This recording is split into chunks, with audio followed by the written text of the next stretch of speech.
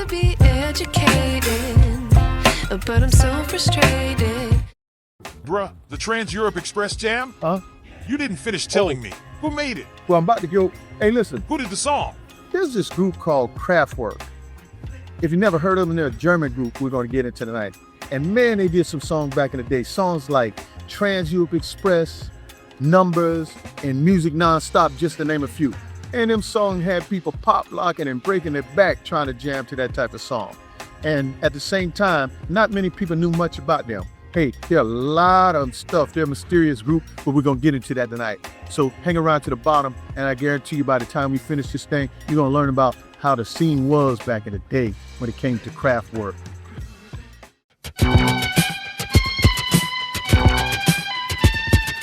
Oh my God, bro. I feel like I'm getting way too old when I have to explain the impact that this song had back in the day on at least the urban community and what it led to in the future creation of party music. And the crazy thing is that most people had no idea of what these dudes looked like or where they were from. And it was even years later before the streets even understood the song was about a train. A goddamn train. Homies, it was just the funky tech music and this here band called Kraftwerk. These German cats were bringing the start of some techno-funk before anybody ever thought of merging the streets with the computer circuit board like this. They may look kind of stale doing this song these days, but when this song Trans-Europe Express was released back in the day, urban epicenters like New York City and Detroit did not view it as rigid or sterile institutional music. They embraced it as funky, futuristic dance music. This jam reminds me of being a teen, standing round in a circle watching boys and B-girls pop locking and top rocking and just busting into the robot out of nowhere. And it was going on all over the country. Man, let me stop talking and get into what we need to know about this band and that song, Trans-Europe Express, and their other hits. Y'all ready for the train ride? Then all aboard, brothers and sisters. To understand how this all happened, we have to leave the block for a minute and travel all the way over to Dusseldorf, Germany, back in the late 1960s. Now, I know that might sound like a strange place to begin a story about something that would eventually shake dance floors in New York and Detroit, but trust me, this is where the train first left the station. Two young music students, Ralph Hooter and Florian Schneider, crossed paths in 1968. And from the very beginning, they were thinking differently. While the rest of the world was still caught up in loud guitars, psychedelic rock, and all the leftover energy of the 60s, these brothers were listening to something else. They were listening to the hum of factories, the sound of machines, the pulse of city trains, and the rhythm of a modern world being rebuilt around them. They were not trying to become traditional rock stars. They were trying to invent a new kind of sound altogether. By 1970, they had built their own creative laboratory called Kling Klang Studio, tucked away at Mintrop 16 in Dusseldorf. We're literally walking into the entryway, headed down the corridor to where the studio used to be located back in the day.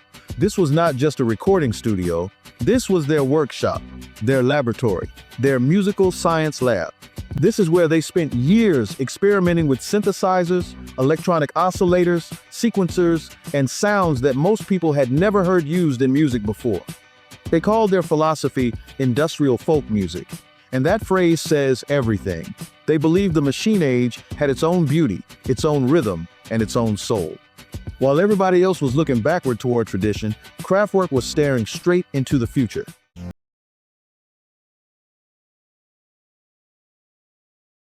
Then came 1974, and everything changed. Kraftwerk released a song called Autobahn, and if you know that record, you already know what happened. The opening sounds like a car coming to life, and then suddenly you are cruising down the highway inside a synthesizer dream. It was a 22-minute electronic journey that introduced the world to a new possibility. Machines could groove, electronic music could move people emotionally, and for Kraftwerk, that was only the beginning. Because as groundbreaking as Autobahn was, they were already pushing themselves towards something even more precise, even more hypnotic, and even more unforgettable. Hold up, who am I fooling? Because the real folks weren't just gonna buy a groove of a ride down the freaking Autobahn highway. Trans-Europe Express.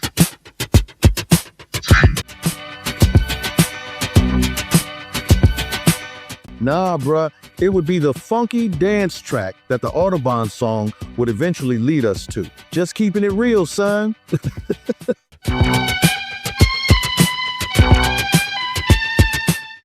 That journey led them to 1977 and the release of the masterpiece we are talking about today, Trans-Europe Express. Now here is something many people never knew. Before they finalized the sound of this record, they actually went out beneath railway bridges in Dusseldorf and recorded the sounds of real trains, trying to capture the rhythm of steel moving against steel. But when they listened back, they realized something funny. The real train was not funky enough, so instead, they recreated that feeling using machines. They used a rare custom-built analog device called the Synthenorma sequencer, and that is what gives Trans-Europe Express its magic. Trans-Europe Express. Come on, y'all. Please tell me, I'm not the only one who got to witness this kind of working out at the teen dances back in the day, and even the grown folks juke joints too. Keep it real, because this tune right here had everybody turning into machines on the dance floor. But in the back of my mind, I always wondered why somebody wanted to make a song about a train. And that's when I learned that the Trans-Europe Express, or what they call the TEE, was actually a real-life, elite luxury railway system that rolled across Western Europe from the late 50s until 1995. Back then, the Trans-Europe Express was the ultimate symbol of class and speed. Not just an everyday commuter train, but exclusive, first class, and a network designed strictly for high-powered businessmen, politicians, and the super wealthy. It tore through country borders at 100 miles an hour, connecting major capitals with sleek and ultra-modern diesel engines. But why did Kraftwerk care about an overpriced commuter train? Well, it started when a French rock journalist named Paul Alessandrini took them out to dinner one night and told them that their synthesizer music sounded exactly like a modern electronic version of the blues. He explicitly told Hutter and Schneider that with the kind of music they did, and with railway stations and trains being very important in their universe, they should do a song about the Trans-Europe Express. That idea lit a fire under Kraftwerk, especially because of what else was happening in the music world at the time. David Bowie, the biggest rock star on the planet, had just moved to Germany to reinvent his sound and was utterly obsessed with Kraftwerk, blasting their music before his arena concerts and borrowing their mechanical ideas for his own album, Station to Station. So then, Kraftwerk was so hyped by this validation that the high-speed train became the perfect metaphor for how their music was moving across borders. They actually met up with Bowie and Iggy Pop, and then they went into the studio and wrote them straight into the lyrics in verse 3 as proof. From station to station, back to Düsseldorf city, meet Iggy Pop and David Bowie. And that cross-cultural connection is exactly what pushed them out to those train tracks in the first place. Now, to truly understand the genius of this whole Trans-Europe Express song, you need to first know that it was also the name of the album, and you need to understand how they actually created this whole music product.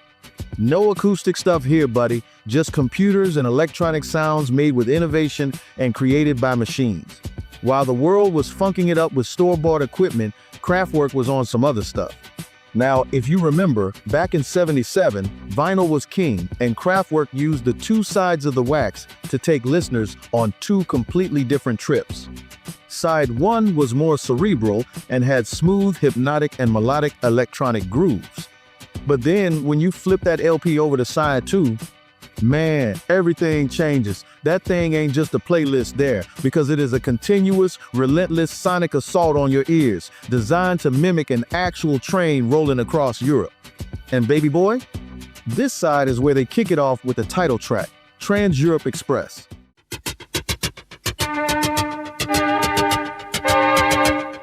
Yeah, man, you can hear this groove is locking you into a heavy driving locomotive sounding trance-like groove. And here is the kicker. On this side, the music never stops for a break. I mean, this thing seamlessly bleeds from one track into the next, shifting textures, building speed, and gaining momentum like a multi-ton steel freight train rolling down the tracks.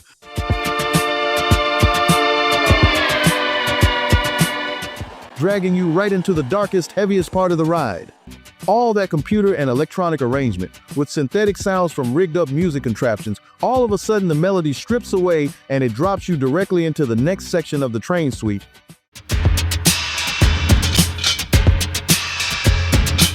Even the section called Metal on Metal was built using unconventional percussion, striking zinc shells and metal objects with hammers to create those sharp industrial sounds. They literally turned heavy industry into dance music. This song was not just about movement, it was about connection. It was about a Europe trying to imagine itself differently, trying to move beyond its painful history and into something more modern and unified. But while Europe was hearing an elegant electronic art piece, the urban community in America heard something entirely different. They heard a beat, they heard possibility, they heard something they could use. As this record made its way into underground clubs and DJ crates, it found new life. In those urban epicenters, nobody cared that the band was from Germany. Nobody cared that they dressed like robots. Nobody even knew what they looked like half the time. What mattered was what came through the speakers. What mattered was how that rhythm hit your chest. And then came Afrika Bambaataa.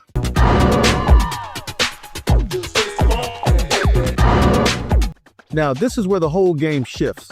When I first heard Transfer Express, I just went crazy and started getting it jammed at every party that we played in the Bronx. And it was the Zoo Nation that pushed the hell out that record that just caught on like hellfire with the Black and Latino community. Trans-Europe Express was really one of his favorite records. And I think some of the reasons why, it was a drum machine. No rock groups and no soul groups really were using drum machines at that time. Party people, can you get funky?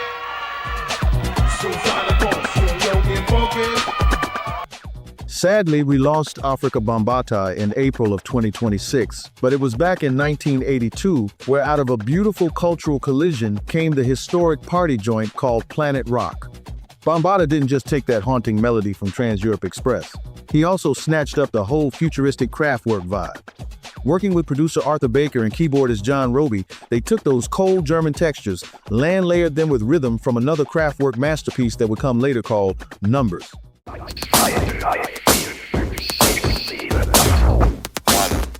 Home slice, that groove right there, along with the earth-shaking bass boom of the Roland TR-808 drum machine, powered the groove of Planet Rock. Fusing that European high-tech precision with the raw energy, attitude, and body rock movement of the Bronx, New York. That was the defining moment when Kraftwerk's electronic train pulled directly into the station of hip-hop history, laying down the literal, undeniable blueprint for the entire electro-funk movement. But Kraftwerk continued past the train rides. They took that momentum and rolled straight into several albums and songs that hip-hop and Afrika Bambaataa would use to help build a new genre.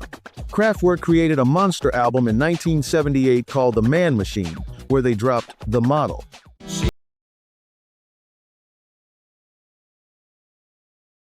Synth pop hook so incredibly smooth and catchy it eventually went straight to #1 on the charts.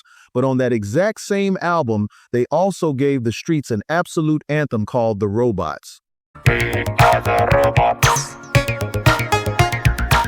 Man, the block parties went completely bananas, getting something for the B-boys and B-girls to practice their robotic isolations, freezes, and street dance choreography. Then fast forward to 1981, and Kraftwerk completely rewired the global club scene once again with the album Computer World, featuring a track that kind of made us forget about Trans-Europe Express for a minute. Yes sir, bruh, Numbers was straight off the chains.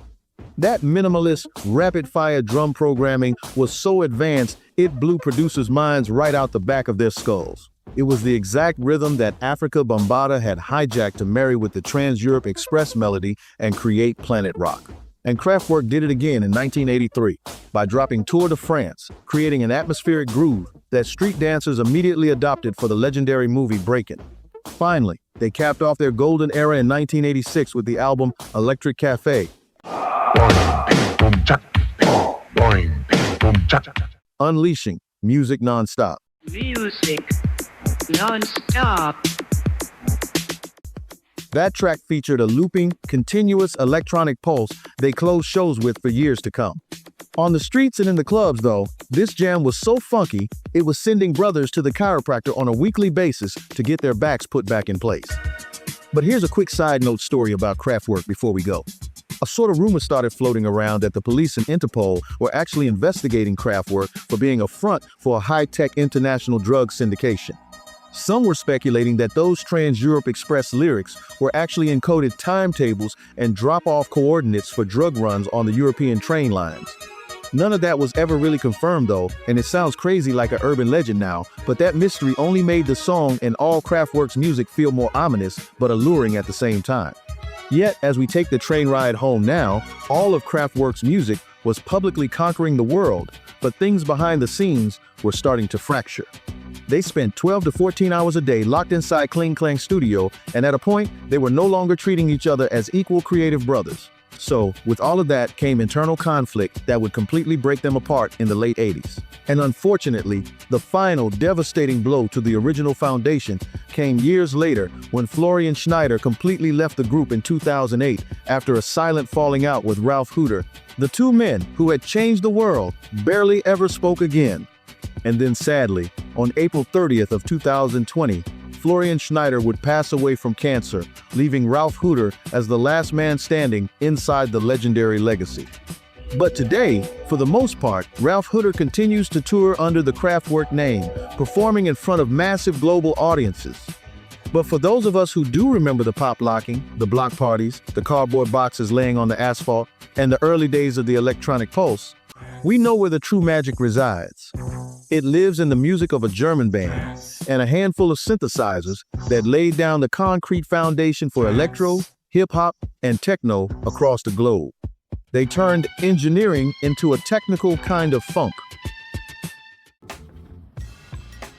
Yeah, man, that's a pretty long story there, man, but there's a lot to it, you know what I mean? I tell you what, that guy and his partners, they did something that had never done before. They connected techno with funk and gave us some funk disco type of stuff back in the day in the 70s going into the 80s. And they did it all the way up into the 90s, man. An incredible group while they lasted.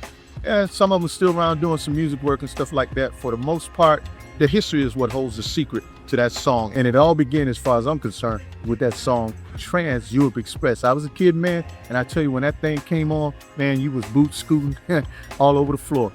Hey, thanks for checking it out. Come back to the channel, like, subscribe, share, those type of things. I'm Mr. Mindset. I'm gonna see you guys next time on the Music Mindset channel.